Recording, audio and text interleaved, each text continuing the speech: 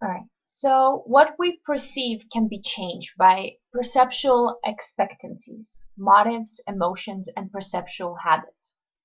So if we expect someone to be a gang member or a mental patient, we might perceive their behavior differently than if we didn't have these expectations. Habituation is a type of learning. So we learn to cease to pay attention to familiar stimuli. If the stimuli is predictable and unchanging, we will respond less to it. So if someone is chewing a gum or shaking their leg next to us, we might get annoyed with it. But after a while, hopefully, stop paying attention to it.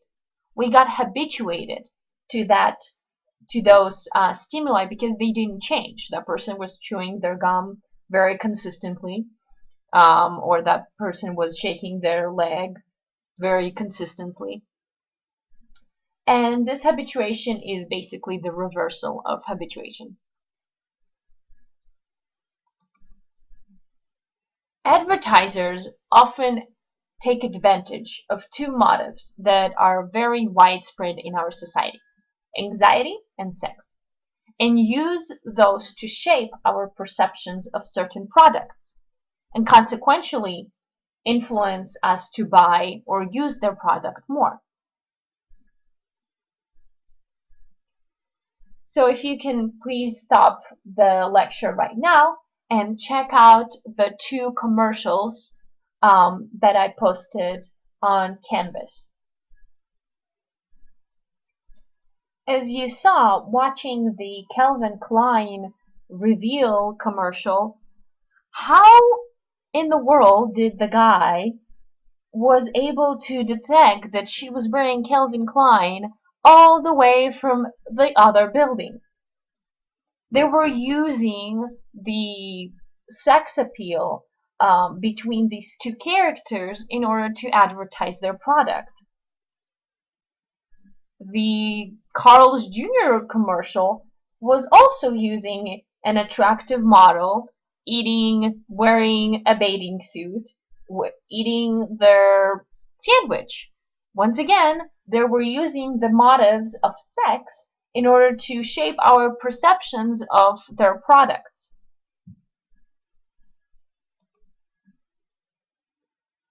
And a very real world important element that we should know about perception is eyewitnesses' statements.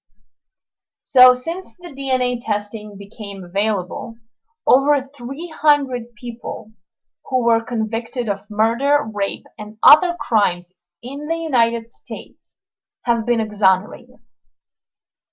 And about the 75% of these innocent people were convicted mainly on the basis of eyewitness testimony.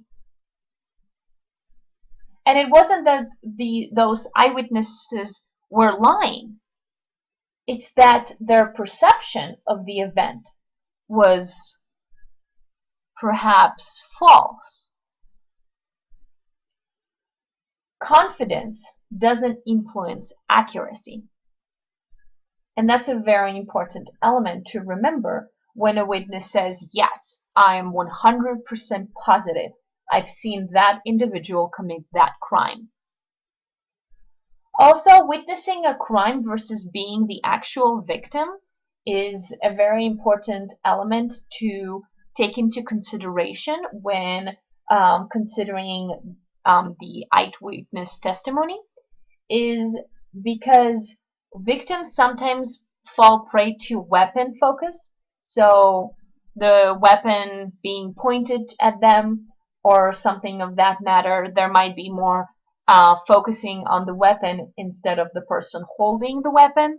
So their perception of that individual might not be very accurate. And the end of unit activity will focus on this element of false eyewitness testimonies and statements, and based on a real case. Thank you.